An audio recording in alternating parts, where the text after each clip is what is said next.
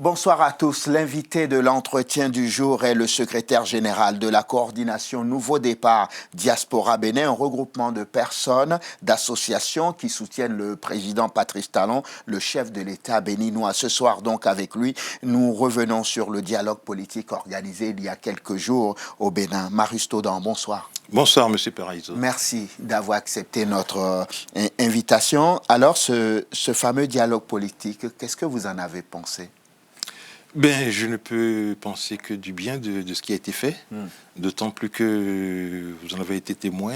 Ça a réuni la classe politique du Bénin et tout le monde s'est retrouvé autour du consensus et ça a été une bonne initiative du président de la République.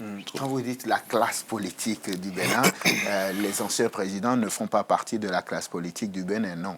Non, j'entends surtout mettre l'accent sur les partis politiques officiels au Bénin. Voilà. Bien sûr, tous les Béninois sont des politiques, si on veut. Ils sont des citoyens et tout le monde a le droit d'avoir une idée sur la chose politique. Maintenant, il se trouve que nous sommes dans un pays démocratique qui répond donc à des règles et que l'Assemblée nationale a légiféré sur le fait, les conditions remplies pour des groupements de personnes pour avoir la qualité de parti politique.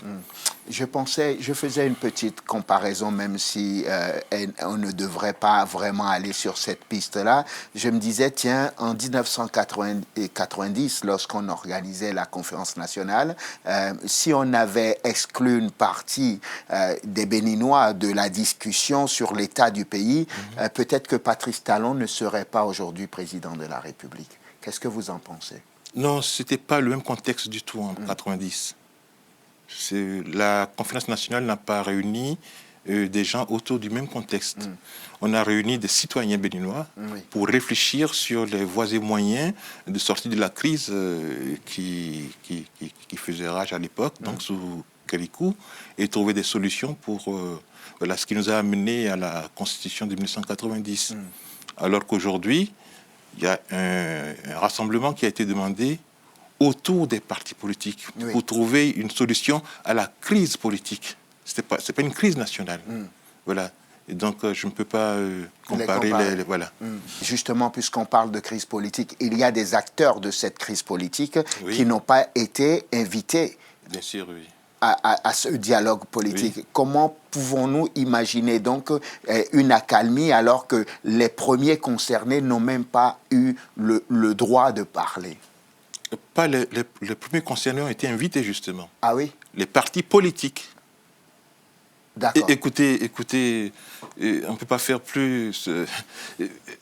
Le président de la République l'a annoncé à 2 ou 3 reprises qu'il allait donc convoquer une assise pour les partis politiques, autour des partis politiques, pour trouver une solution autour de la crise politique. Oui.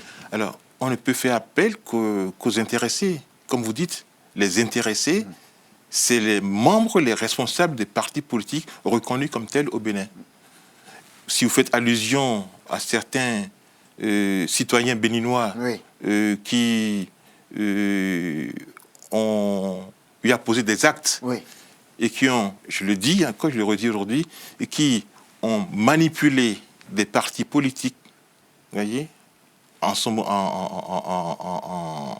mai 2019, eh bien, je suis désolé. Certes, c'est des hommes qui comptent au Bénin, c'est des citoyens, c'est des hommes politiques, mais qui ne comptent pas dans le contexte qui nous réunit autour de ce consensus qu'on a eu. Pourquoi vous ne prononcez pas tout leur simplement. nom? Ah non, ça ne me gêne pas du tout de prononcer leur nom. Je pense notamment au président Yaïboni, au président Nicéphore Soglo, et peut-être aux citoyens Adjavon et autres. Voilà. Ceux qui se disent, en guillemets, exilés politiques. Oui. Ah, ils ne sont pas des exilés? Non. Non. Bon, nous parlons français. On ne les recherchait pas non plus. On ne voulait pas attenter à leur vie non plus. On ne les a pas embastillés pendant 54 jours non plus. Ah non. Non, le président Boni n'était pas enfermé. Attention. Oui. Bien sûr, mais dans un contexte bien précis.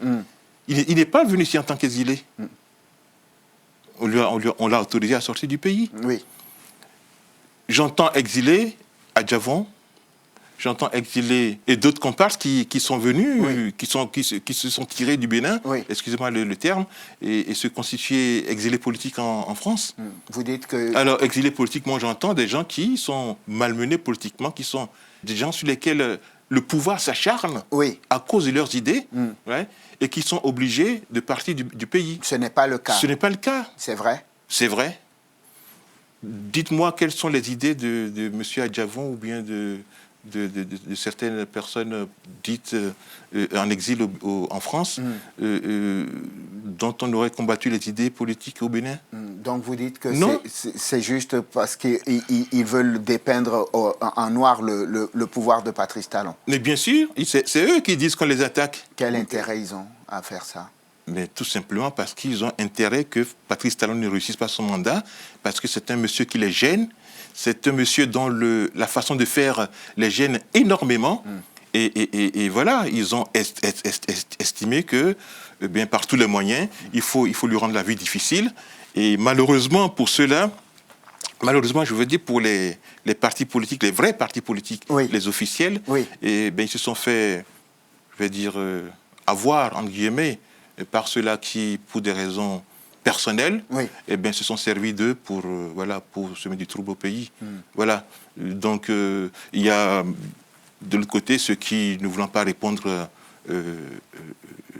à la justice béninoise, ont estimé que c'était plus facile de partir et de dire qu'on est exilé politique du fait qu'ils ne sont pas du bord de Patrice Talon. Voilà. Est-ce qu'on peut dialoguer et résoudre véritablement un problème aussi profond que la crise que traverse le Bénin en quelques jours, en quelques heures de discussion? Mais vous avez la réponse vous-même. Alors, si on a pu arriver à un consensus aussi rapidement, ça veut dire que réellement... Ça veut dire que les délégués n'ont rien eu à faire que de valider les propositions qu'on leur a faites? Non, pas du tout. Ça veut dire qu'il n'y avait pas vraiment de crise en tant que telle au pays. Ouais. Il y a des gens qui ont tenté de monter les Béninois les uns contre les autres pour créer un blocage. C'est vrai, le pouvoir a réagi et ça a fait des mécontents. Le président, encore une fois, n'est pas quelqu'un qui veut imposer. Voyez. Il a sa vision, certes. Il a sa façon de faire, certes. Ce n'est pas quelqu'un qui se laisse ébranler facilement. Voyez. Mais bon, n'empêche que eh bien, il a l'écoute, il voit ce qui se passe, et puis la situation ne le conforte pas. Oui. Et il a pensé, bon, très bien, même si on peut penser que certains ont tort de prendre les positions qu'ils ont prises, eh bien, n'empêche, on va se voir pour s'expliquer, pour trouver un terrain d'entente, d'où le consensus. Donc ce n'est pas la rapidité de cette réunion, mais justement montre le fait qu'il n'y avait pas vraiment une crise profonde. Autrement, comme on l'a vu en 1990... on aurait pu s'étaler. Voilà.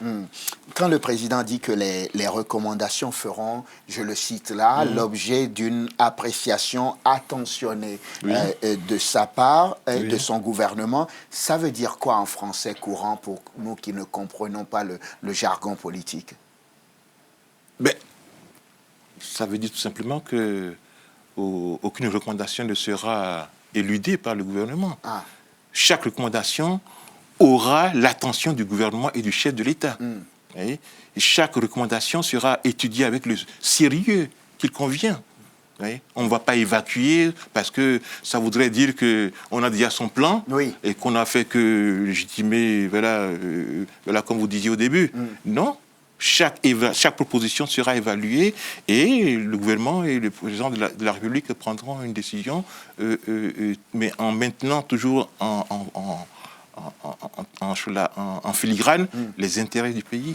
J'avais raison de vous poser cette question parce que j'avais une autre interprétation. Je me disais, voici encore une déclaration qui porte en elle les germes d'une contestation future, puisque le président, en grand prince, pourrait décider, puisqu'on parle de recommandations, elle pourrait décider de qu'est-ce qu'il met en application et qu'est-ce qu'il ne met pas en application selon son bon vouloir. Oui, ce ne sera pas selon son bon vouloir, justement. Ah.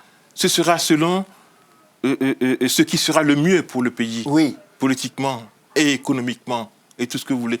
Tout simplement parce que si ce n'est que selon son bon vouloir, eh bien, on va dire que rien ne changerait. Rien ne changerait. Alors qu'il veut que les choses changent, puisqu'il y en a qui sont mécontents du fait que les choses soient ainsi. Donc, ils ont fait des propositions, certes, qui ne sont peut-être pas les meilleures propositions qu'il faut avoir, mais ce sont celles qu'il faut aujourd'hui pour amener la paix au pays. Donc, le président a promis, et lui et son gouvernement, eh bien, s'intéresser le plus sérieusement à chacune de ces propositions et prendre les décisions qui en ressortiraient. Pour quelqu'un comme vous qui travaillait en Europe depuis des années, qui avait été formaté à mettre en application des recommandations, vraiment des décisions, vous savez que quand on prend des décisions, il y a un chronogramme de mise en application des décisions. Oui.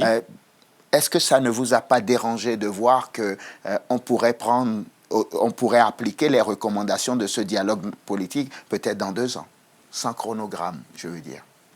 Non, pourquoi? Pourquoi? Parce qu'une fois encore, moi je fais confiance au chef de l'État et à son gouvernement pour faire les choses en temps et en heure. Voyez, mais tout en ayant, je l'ai dit, je vais me répéter, en ayant en filigrane les intérêts du pays. Voyez, on ne va pas se laisser distraire non plus. Je vous l'ai dit, le président n'est pas homme à se laisser distraire. Oui. Voyez, et on ne lui a pas imposé de convier cette réunion. C'est lui qui l'a promis et il l'a fait. Donc ça veut dire que si c'est pour qu'il n'y ait rien derrière ou bien qu'on laisse pourrir la situation, mais il ne l'aurait pas fait, il n'avait pas intérêt à le faire.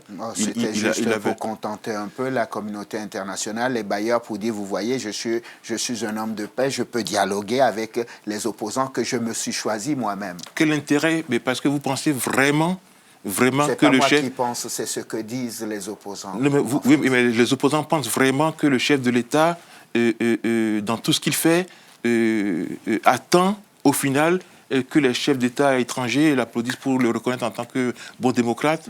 Non. La preuve, vous avez tous assisté au binbashing qu'il y a eu pendant des mois ici, voyez, où on a tiré sur le président. Mais écoutez, chacun a son opinion, chacun dit ce qu'il veut. Et il y a un adage qui dit, celui qui vous insulte n'insulte que l'idée qu'il a de vous. Vous voyez? Voilà, donc laissez faire. On ne peut pas forcer quelqu'un à vous apprécier à votre juste valeur. Vous voyez? Donc, moi, je pense que non, il faudra vraiment que nous sortions de cette ambiance de condamner, d'avoir des suspicions. Non, ça ne sert. On peut ne pas aimer l'homme, vous voyez? On peut ne pas aimer l'homme et reconnaître ce qu'il fait, vous voyez? Tant que c'est dans l'intérêt du Bénin. Et d'ailleurs, j'en profite pour présenter nos félicitations, nos vives félicitations à tous ceux qui ont participé à ces assises au Bénin pendant ces 72 heures, aux hommes politiques qui ont fait le déplacement, et la manière, la qualité de leurs échanges dont on nous a fait part par les différents rapporteurs, nous a beaucoup émus. Je voudrais, en mon nom personnel, et au nom de la CNDDB, au nom de son président Maxime Avoyon, dire que toute la diaspora est fière du travail qu'ils ont abattu et que nous ne sommes pas dupes, nous prenons le pari et que ce sera un travail qui va faire date dans l'histoire du Bénin autant que la conférence nationale de 1990 qui nous a amené la constitution que nous avons aujourd'hui. On arrive presque au terme de notre entretien. Je me demandais par rapport aux recommandations, on a parlé par exemple de faire un geste envers les personnes qui ont été interpellées et qui sont dans les liens de la justice.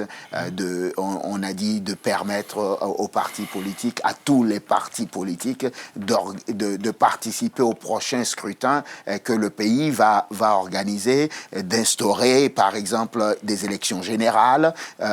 je me demandais sur ce chapelet de recommandations, si vous ne l'êtes pas, je le précise bien, si vous étiez à la place du président de la République, quelle serait la première mesure de détente que vous pourriez prendre pour que les choses repartent à l'endroit?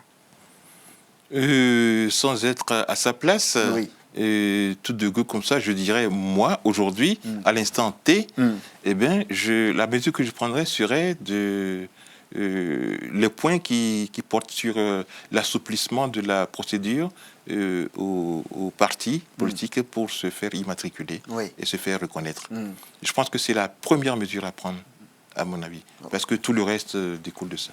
Ce dialogue a servi à quelque chose? Oui, pour moi, ce dialogue a servi à quelque chose, en ce sens que, au moins, les points de friction levés officiellement en son temps comme argument pour justifier pourquoi on n'a pas pu avoir comment le quitus du ministère de l'Intérieur pour être reconnu officiellement, eh bien, puisqu'on les assouplit, eh bien, on verra que si les gens qui s'en prévalaient vont continuer toujours à s'en prévaloir ou s'ils vont trouver d'autres arguments.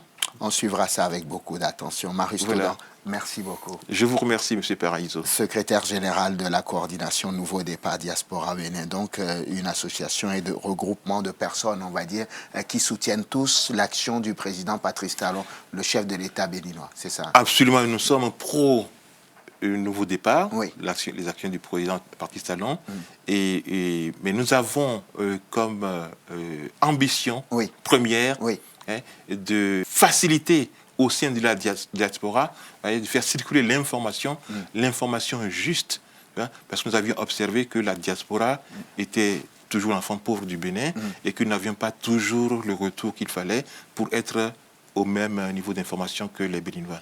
Donc nous essayons de faciliter et de mettre en exergue les avancées du régime du président Talon auprès de la diaspora, afin que tout le monde participe ou puisse participer d'une manière ou d'une autre à la relève de ce pays.